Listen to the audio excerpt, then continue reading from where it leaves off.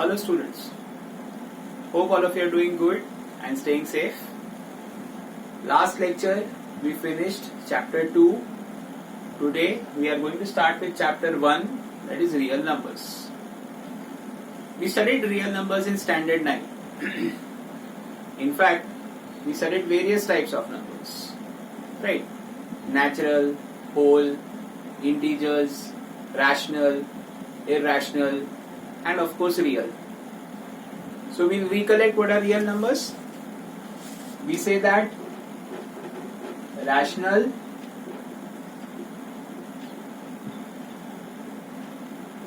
and irrational numbers together are called as real numbers, right? As in the last year's syllabus, we studied the various different types of processes that were performed on real numbers. Here also, in this year's standard 10 syllabus, we shall study certain processes which are based on these different types of numbers. The first one, what we start with, is Euclid division algorithm. Right, it is the process to find HCF, that means highest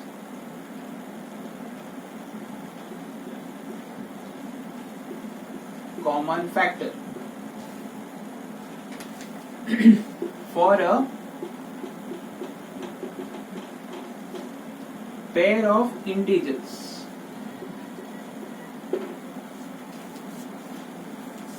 Right, now we know that integers can be positive, negative, 0, so on, but in our syllabus we only deal with positive integers. Okay? So it's a process to find HCF for a pair of integers. Right, now what is algorithm?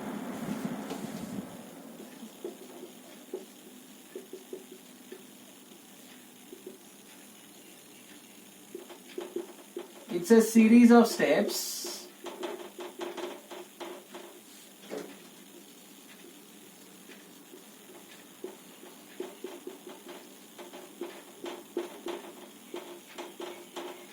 used for solving a problem. Okay? It's a series of steps used for solving a problem. It is very commonly used in our computer languages, the word algorithm. And of course we are familiar with the name Euclid. It is a name of a mathematician, right? In fact, a Greek mathematician who had given us the first concepts of geometry. Now, back to Euclid division algorithm. It is a process to find HCF, that is the highest common factor for a pair of integers. The word algorithm, it is a series of steps used for solving a problem. And the Euclid division algorithm is based on the Euclid division lemma. Right? Based on Euclid division lemma. Now what is a lemma?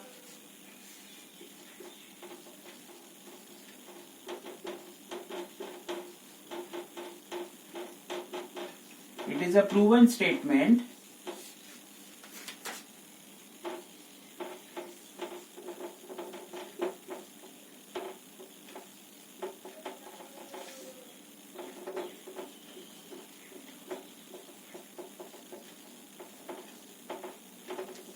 used for proving other statements.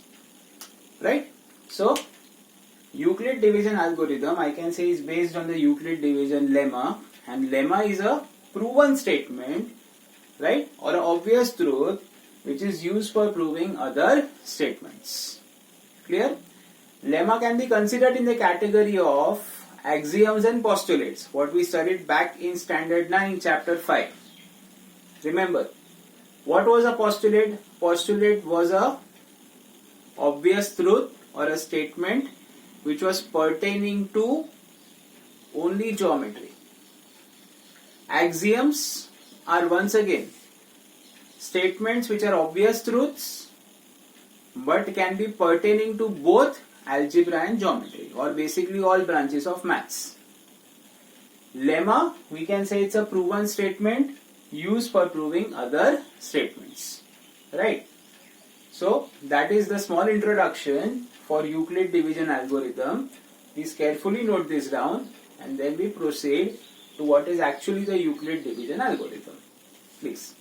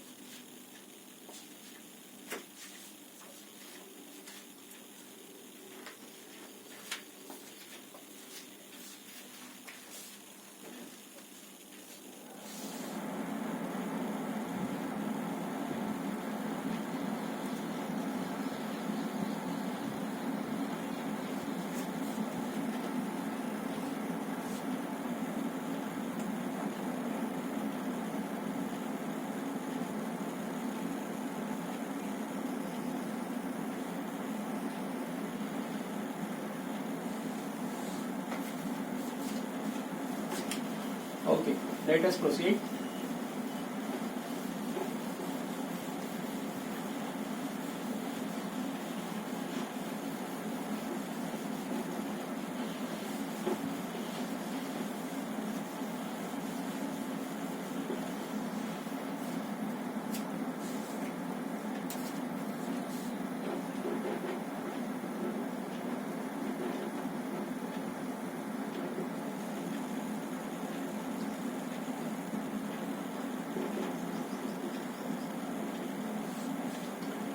So, what I have written over here is the Euclid division lemma, right? We are going to express it in the form of variables, where I say that A is equal to B into Q plus R. Okay? Now we'll understand what is A, B, Q and R. A we can say is the dividend, B is the divisor, Q is the quotient and R is the remainder. Okay? There is a necessary condition over here that the value for the remainder can be 0 or it is always less than the divisor. Value for remainder can be 0 but it is always less than the divisor. Right? It is a very simple statement what we are using since very lower standards. Right? Say for example, if I divide a 37 by 9, what I get is 9 fours are 36 and the remainder is 1. So if I want to express this particular procedure with the help of the lemma, I write 37 is equal to 9 into 4 plus 1. Right? So here I see 37 is the dividend, 9 is the divisor, 4 will be the quotient and 1 is the remainder. And as you see over here that the remainder 1 is smaller than what? The divisor 9. Remainder 1 is smaller than the divisor, right? Please carefully note down this much, then we proceed.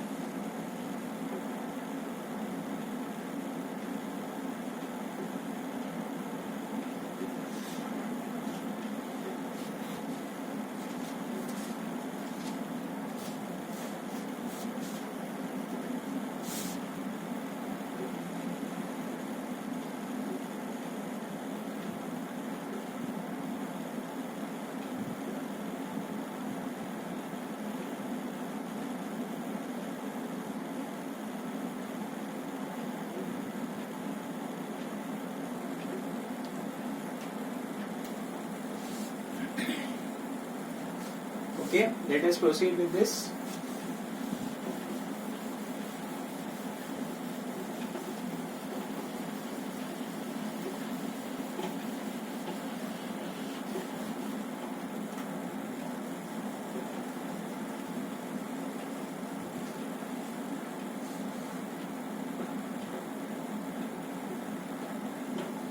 So now we go to Euclid division algorithm. Right, as I told you, it is a process or a procedure to find the HCF for a pair of integers. Right, so if I pick out a pair of integers, say for example, we have this question, find the HCF of say a 48 and 18. Right, we are given a pair 48 and 18. Remember, we are going to use the Euclid division lemma to find the HCF. Now, we first have to decide who is A and who is B. ठीक है ना? Now, always remember that A is greater than B. So, as you can see from the data, A will be 48 and B will be 18. Right? That means the dividend is 48, divisor is 18. Now, we start with the process of division. Right? First, 18 twos are 36. Right? The subtraction will give me 12. Right? I see that this particular remainder is smaller than the divisor. Right? Only then I can proceed to the next step. Now what is the next step? Have we got the HCF? So we can say no. The HCF will be obtained in the step where the remainder will come out as 0.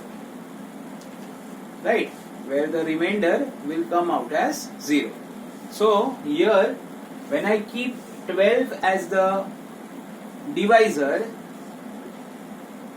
and I take 18 as the new dividend, I get 12 ones are 12 and the remainder as what? 6. Once again the remainder is smaller than the new divisor 12. Am I clear? Right? Should we stop the process? Have we got the HCF? No. HCF will be obtained in that particular step where the remainder is 0. So now 12 becomes my new dividend, 6 becomes the new divisor, so 6 twos is going to be 12, remainder is 0. So now when the remainder is 0, who is the HCF? So we can say the last divisor, that is 6, is going to become the HCF. That means I can say HCF of 48, 18 is 6. Right? HCF of 48, 18 is going to be 6. Now there is one more way to express this entire procedure, which is actually as per the Euclid division lemma. So carefully check it out. I write 48 equal to 18 into 2 plus 12. Right? Since the remainder is not 0, I start by making 18 as the new dividend, 12 as the new divisor, so I get 12 into 1 plus 6. Okay? Now once again the remainder is not 0, so I make 12 as the new dividend, I take 6 as the new divisor, I get 6 into 2 plus 0. Now since the remainder is 0, the divisor of your last step becomes the HCF. Right? So if I compare it with like this, A into BQ plus R. A is the dividend, B is the divisor, Q is the quotient and R is the remainder. Therefore I can say HCF of 48, 18 is 6. right? So this is the way to express it with the help of a Euclid division lemma, right? So what you can do is solve out this much part in the rough, but express the procedure in the form of the Euclid division lemma, right? Please note down this much, and then we can proceed to your exercise 1.1. Please.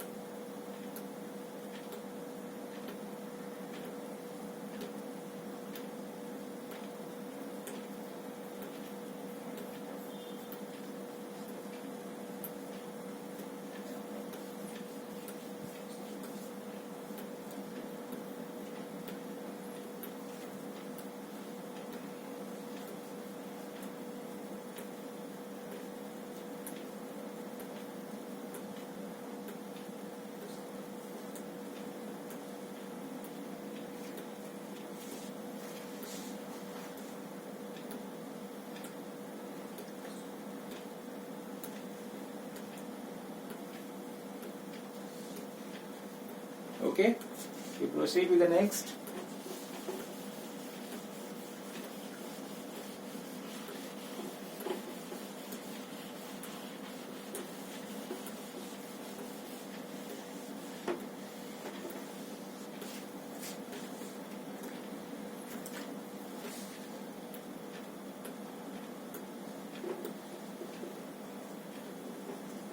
In exercise 1.1, question number 1,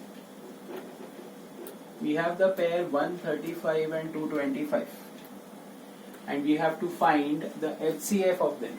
That means we will first decide what is A and what is B. We recollect that A has to be the greater number. So I take A as 225 and B as 135. So what I start with is the division process.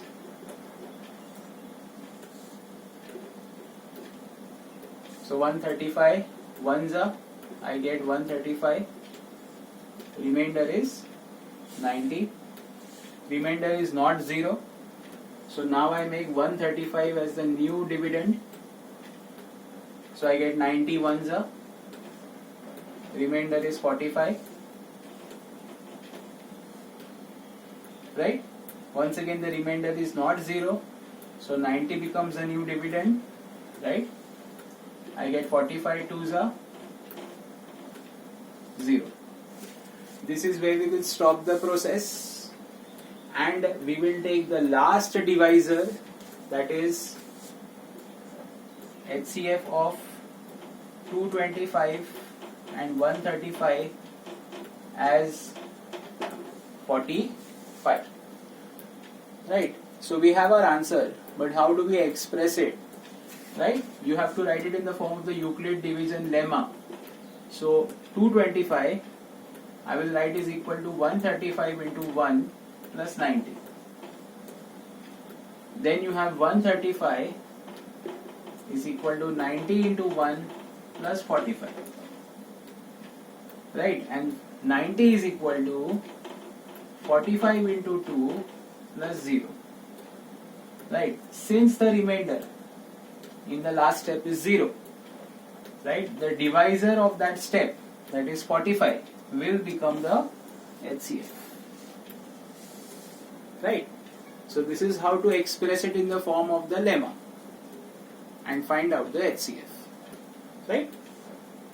Please note this much down, and then we can proceed with the second sum.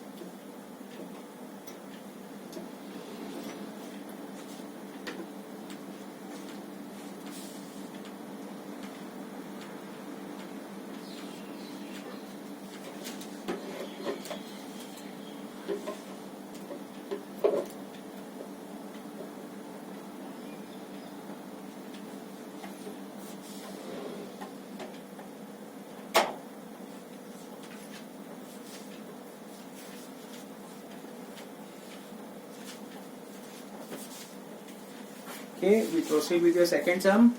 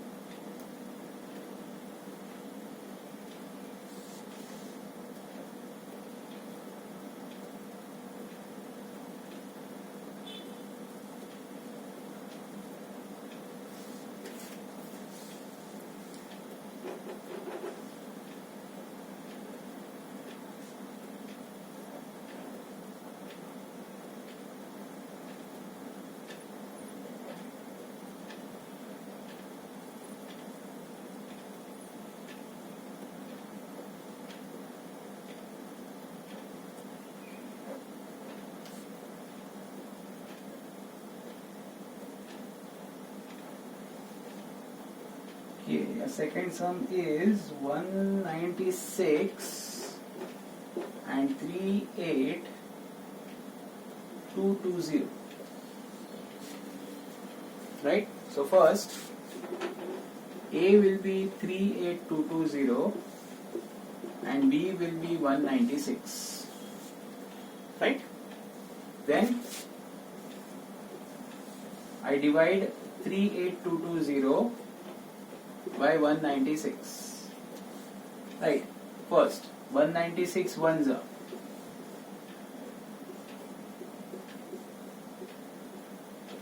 What I get?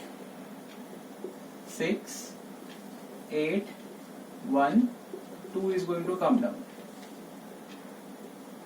Right. Next, 196 nines are. 9 6 is going to be 54. 9 9 is going to be 81. 81 and 5 is going to be 86. Carries a 8 and we get 70. So you have 12.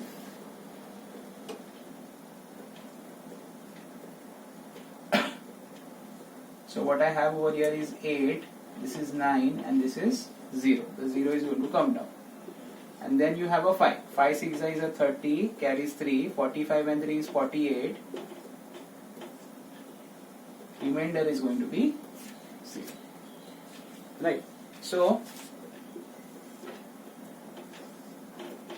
there is only one particular step, right, in which we get the remainder as 0. Right. That is, I write 38220 is a 196 into 195 plus 0. So I have A is equal to B into Q plus R. So the divisor in the last step, right, in fact the only step is the HCF. So HCF of 38220 and 196 is a 195. Right? Please note this down, then we proceed to the third sum.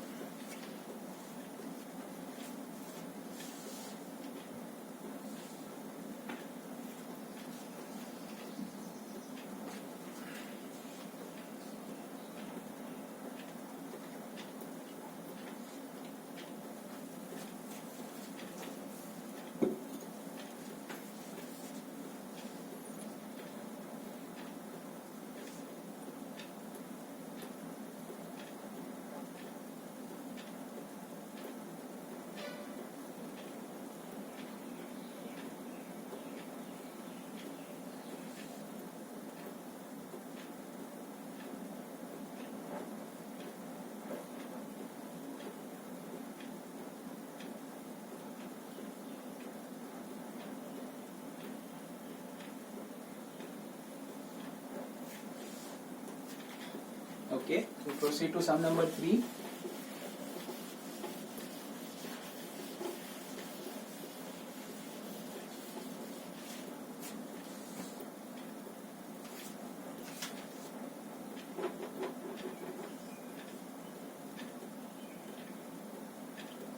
that is 867 and 255, I'm sorry. So once again, the greater value will be A, smaller value will be B. Right, we start with the process until we get the remainder as 0. So now the first thing we need is 3. 3 5s are 15, carries 1. 15 and 1 is going to be 16, carries 1. So this is a 765. So remainder is 102. Now the remainder is smaller than the divisor. So we make 255 as the new dividend. And then I get 102 into 2. That is going to give us 204. Then remainder is 51. And 102 becomes the new divisor. In fact, the new dividend. Right? So 51 2s is a 102. Remainder is 0. So we are going to stop the process since the remainder has become 0. So I can write 867 is equal to 255 into 3 plus 102. Right? Then 255 is 102 into 2 plus 51. And 102 is 51 into 2 plus 0. So when the remainder is 0, then we can decide the HCF of 867 and 255 is going to be 51. That is a divisor in the last step. Right? So please note this down and then we proceed to question number 2.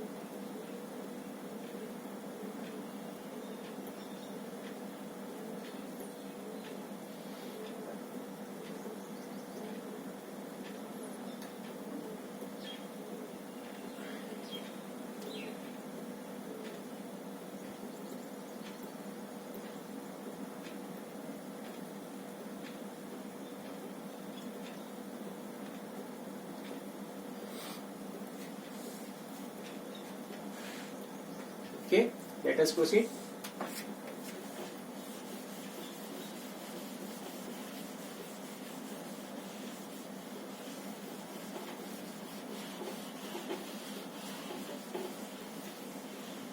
Now, before going to sum number 2, I will finish the sum number 3, which is a numerical type of a sum, and then we can do questions 2, 4 and 5, which are all prove that type of sums. So, first, please look at question number 3. It says, an army contingent of 616 members is to march behind an army band of 32 members in a parade. The two groups are to march in the same number of columns. And what is a maximum number of columns in which they can march? So, by reading the sum, sometimes you are not able to guess what are we asked to find. Right? So here we are looking for some key words in the entire sum. First will be that they march in the same number of columns. That is what you can say corresponds to common in the short form HCF, that is highest common factor. And the other key word is going to be what is the maximum. Maximum corresponds to highest. So basically we are asked to find the HCF of those two given numbers over there. Who are the two given numbers? One is 616, which I will take as a and the other is 32, which I will take as B, because it is obvious that 616 is greater than 32. Now we have to find the HCF, so we start the division. 616 dividend, 32 divisor first. If you can say 32 ones are,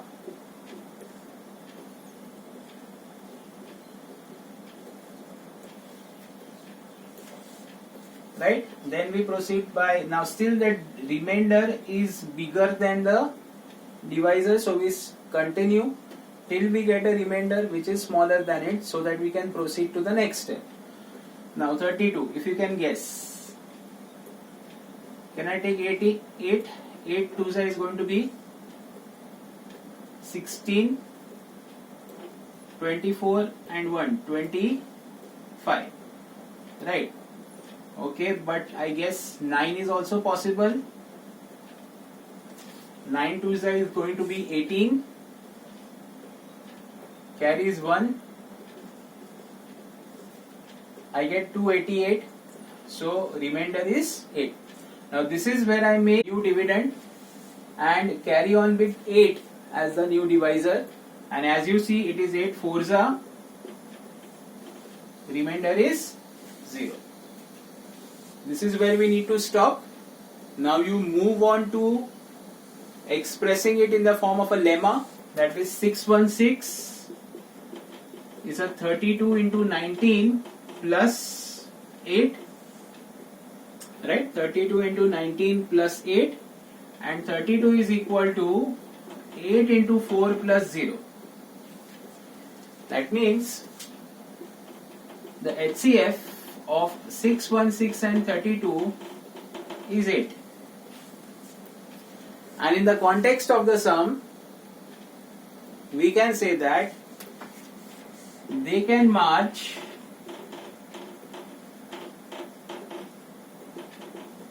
in maximum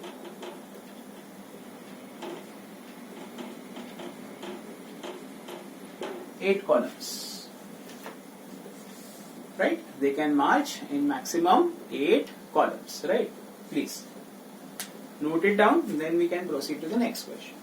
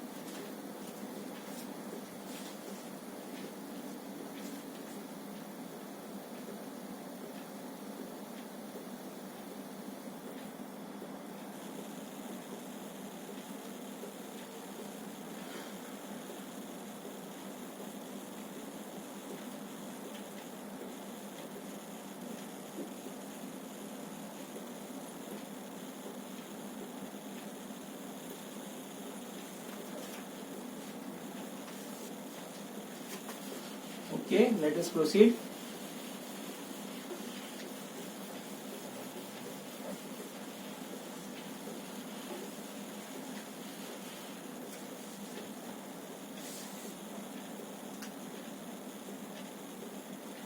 Now I come to question number 2. It says, show that any positive odd integer is of the form 6q plus 1 or 6q plus 3 or 6q plus 5, where q is some integer, right? Remember, we are going to solve these with the help of your Euclid division lemma, right? What was the lemma? That a is equal to b into q plus r. What is a? In this sum, it is that positive odd integer, right? It should be of the form 6q plus 1 or 6q plus 3 or 6q plus 5. As you see, q is your quotient, right? So what is 6? I can say 6 will be b. So I start by saying let b is equal to 6, right? That means the divisor is what? 6. Now we know 0 less than or equal to r is less than b. That is 0 will be less than or equal to r will be less than what? 6. This means the remainder can be 0, 1, 2, 3, 4 and 5. Right? Once again, who is your positive integer? A. Right? If I look at the particular sum, you have to express it in the form of 6q plus 1 or 6q plus 3 or 6q plus 5. Only the odd integers. That means I compare that particular 6q plus 1 plus 3 and plus 5 with b into q plus r. So I understand that b can be taken as what? 6. So we know this particular relation between the remainder and the divisor, that 0 is less than or equal to r is less than b. The b will be replaced as what? 6. That means if I now look at this particular inequality, I get the minimum value for remainder as 0 and maximum value as what? 5. That means the remainder can be 0, 1, 2, 3, 4 and 5. So now I have the possible values of remainder. We have the supposed value of the divisor. So how are we going to express your integer a? The integer a can be 6q plus 0, that is 6q. The integer a can be 6q plus 1, can be 6q plus 2, can be 6q plus 3 or 6q plus 4 or finally 6q plus 5. Right? So there are 6 possible options, out of which we have to check how many are positive odd and how many are positive even. Now it is a very simple way to check which of them are going to be even. So it's obvious the remaining are going to be odd. Now even numbers we know are divisible by 2. Here if you can see in the 6 options, there are 3 such options where 2 can be taken common. As for example, in the first one, you have 2 into 3q. In the third option, 2 into 3q plus 1. And in the fifth option, 2 into 3q plus 2. So anything multiplied to 2 is an even number. So the remaining numbers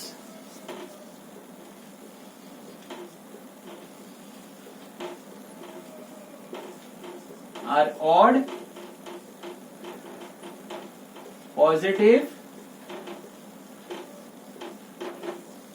integers. Right? They are odd, positive integers. So we say that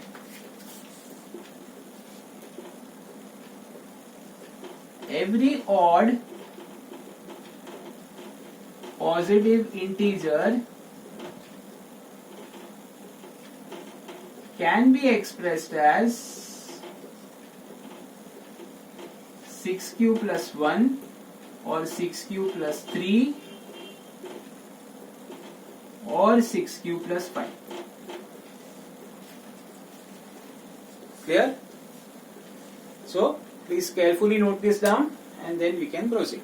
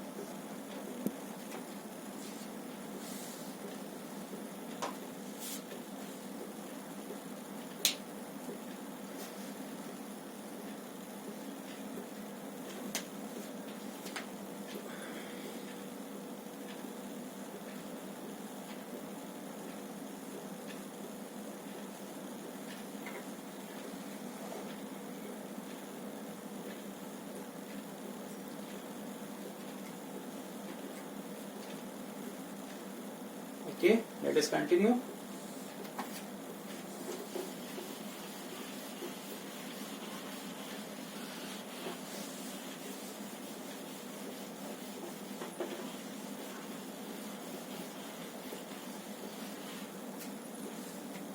Question number 4.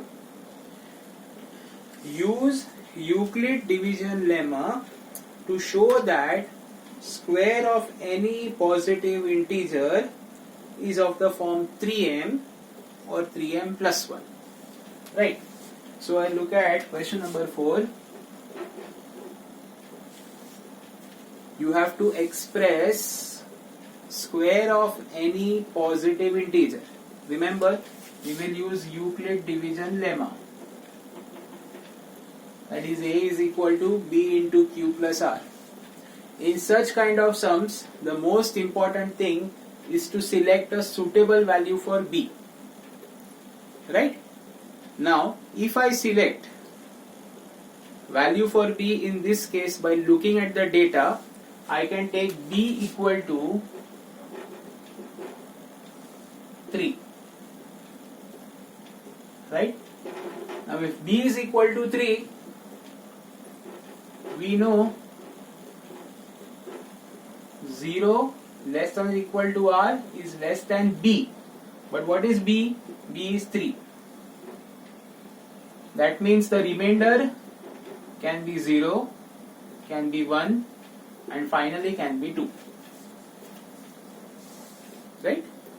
So we have b, you have the possible values of r, so we write the possible values of a. Right? So I write a can be 3q plus 0, which is 3q. A can be 3q plus 1, and finally a can be 3q plus 2. Okay? So these are the 3 possible values of a. Now we look at the sum once again. We want to express the square of the positive integer in the form of 3m or 3m plus 1. We don't have the square values yet. So what we will do is square each of these possible values. We start with the first case. A is equal to 3q, which means a ka square is 3q square. 3q square will be 9q square. I express it as 3 bracket 3q square. Understand what I have done? First I have squared 3q, and it has become 9q square, which I am writing it as 3 into 3q square. If I take the 3q square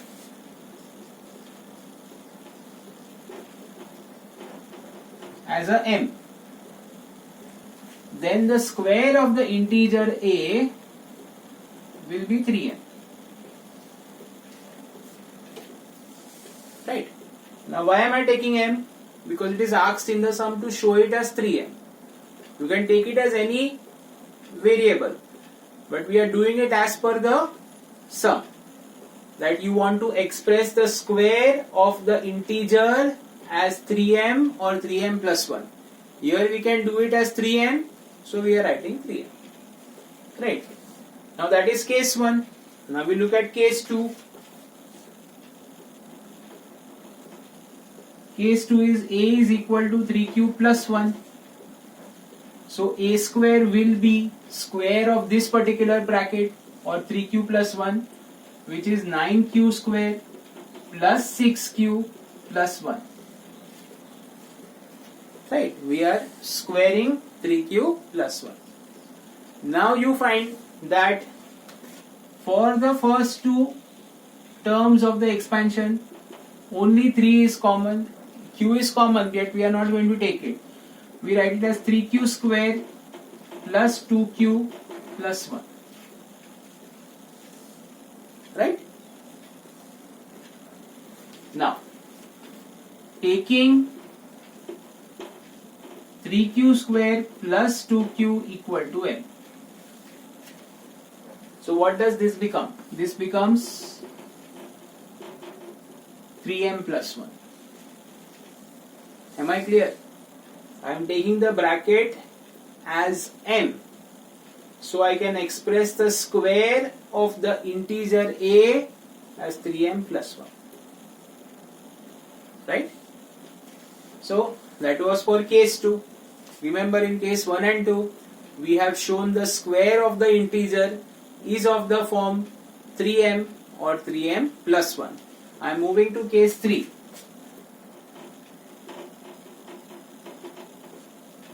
A is equal to 3q plus 2. So a square will be 3q plus 2 the whole square.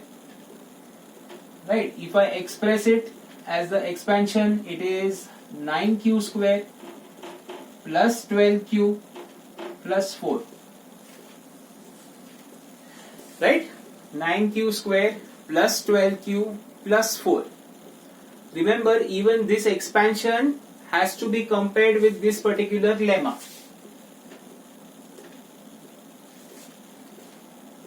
Right? It's basically the lemma what we are using in every step. Now, I can say that 3 is common for the first two terms. So, what are we left with? As in this case, we were left with 1. Here we will be left with 4. But that is not possible. Why? Because the remainder can be only 0, 1 and 2. Right? So if I am left with a plus 4 and I compare that with b into q plus r, I find that the remainder comes out as 4. Right? Which you say is not possible. Right? Which we say is not possible because the remainder has to be either 0, 1 or 2. So what we'll do is, we will take 9q square plus 12q and express the 4 as 3 plus 1. And now from the first 3 terms, I take a 3 common. So what do I have? 3q square plus 2q plus 4q plus 1 plus 1. Right? So now I say taking 3q square plus 4q plus 1 equal to m, it becomes 3m plus 1. So in case 1, case 2, case 3, we are expressing the square of the integer either in the form of 3m or 3m plus 1. Am I clear? Right? So please carefully note this down and then we proceed to the last sum.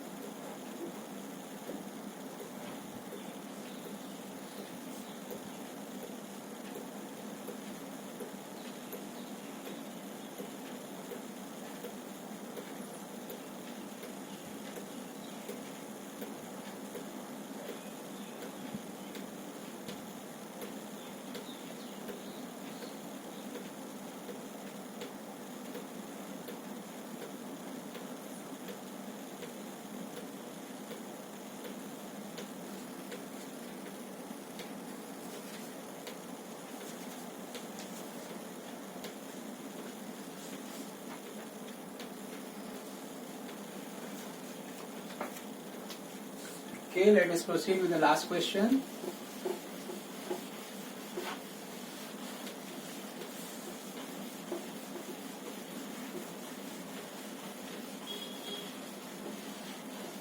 Now, before I proceed to the last question, let us understand that question number 4 numerically. Theoretically, what we understood was with the help of the lemma. Right. So now I am going to show you how square of integers can be expressed as either 3m or 3m plus 1. So first we need to understand that 3m or 3m plus 1 is basically that we need numbers which are multiples of 3. Okay? Multiples of what? 3. So I start with say 3, 6, 9, 12, 15, so on. Remember your question, it has to be the square. So first I square 3. What is that? 9. Can I express it as 3 into 3? And with respect to your sum, it is basically 3m. Where what is m? M is 3. है ना? Square of 6, 36. So, बोलो 3 into 12, 3m. So when I have such kind of numbers which are multiples of 3, I square them, I can express it in the form of what? 3 into m. So when will I get 3m plus 1? Right. Suppose I take the number after 3. That is what? 4. What is the square of 4? 16. So that will be 3 into 5 plus 1. That is 3m plus 1. I take 5. Square of 5. 25. So that is 3 into 8 plus 1. Okay? So when I have these numbers starting from 3 onwards, why 3 onwards? Because my divisor, that is b, is 3. Right? I find that I can express the square of each of those numbers either as 3 into m or as 3m plus 1. Right? Either as 3 into m or 3m plus 1. Right, so that is the numerical meaning of this particular sum what we have just done right now. We look at sum number 5.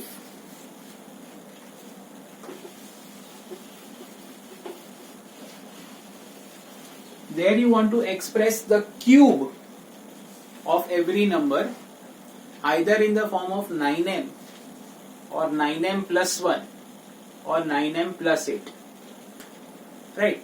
Now there is a little bit of problem in this particular situation, that as in our previous sums, that is sum number 2 and sum number 4, we selected the value of b as per the data in the sum. That is, we looked at 6q plus 1, 6q plus 3, 6q plus 5. So we selected our b as 6.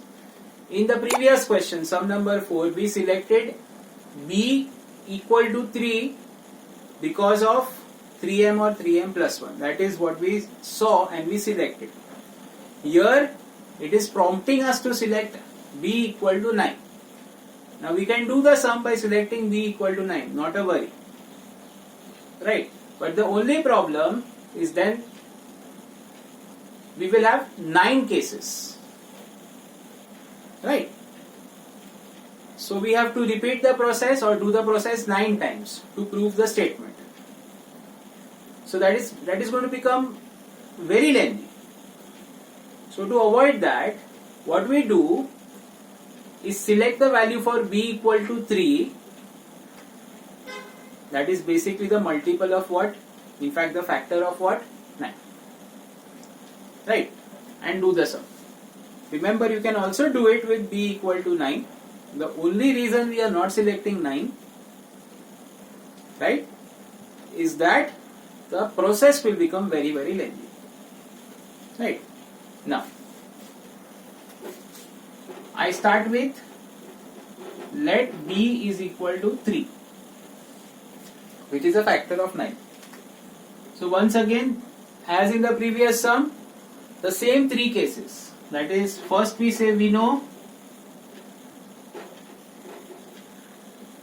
0 less than r less than b. And what is b? b is 3.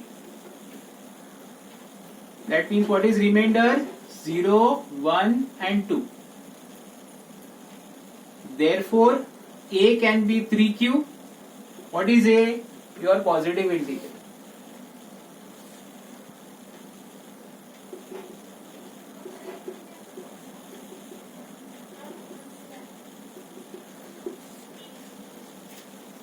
So we can have three possible values. A is equal to 3q, a is equal to 3q plus 1, or a is equal to 3q plus 2.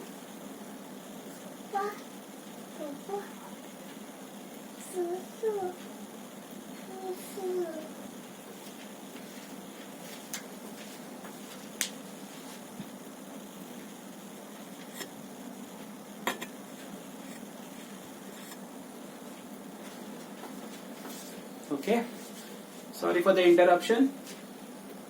So, I start once again. Let b is equal to 3. We know that 0 less than or equal to r is less than what? 3. The remainder is going to be 0, 1 and 2. So, we have three possible values of a: 3q, 3q plus 1 or 3q plus 2. Now, as per the requirement, a cube will be 3q ka whole cube. What is cube of 3? 27 q cube. The 27 can be expressed as 9 into 3q. So taking 3q cube equal to m. So that becomes 9. Right, once again, why m? Because we are asked to express it in the form of 9m or 9m plus 1 or 9m plus 8. Right? So, we have a cube equal to 9m, that is for case 1. Case 2. A cube is 3q plus 1 the whole cube. So as per the expansion formula of a plus b the whole cube, this is going to be 27q cube plus 27q square plus 9q plus 1. Right? 27q cube plus 27q square plus 9q plus 1. Here we find that for the first three terms, 9 is common. Bracket will be 3q cube, 3q square plus q plus 1. Taking 3q cube plus 3q square plus q equal to m, I get this as 9m plus 1. Right? What is it? 9m plus 1.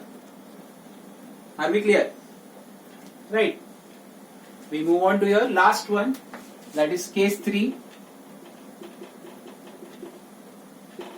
A cube is equal to 3q plus 2 the whole cube, that is 27q cube plus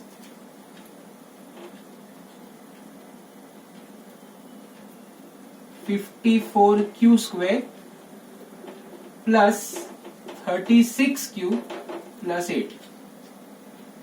Right? So if you can observe, once again for the first three terms, 9 is common. I get 3q cube plus 6q square plus 4q plus 8. So if I take this much part, that is 3q cube plus 6q square plus 4q equal to m, I express it in the form of what? 9m plus 8.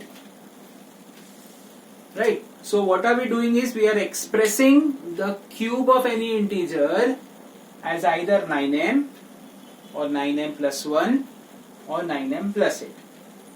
And as we had understood after your sum number 4, how is it applicable numerically, we will also understand it over here. Can we do it? Right. We'll try. 3 cube 27, 9 into 3. 4 cube is 64, 9 into 7 plus 1. That means in the form of 9m plus 1. 5 cube 125. If you can guess, I want to express it as plus 8.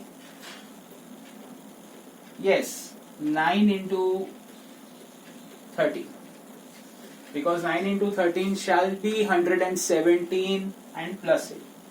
So in this way, starting with 3 cube, going forward, you can express the numbers, that means express the cubes as either 9m or 9m plus 1 or 9m plus 8. Right?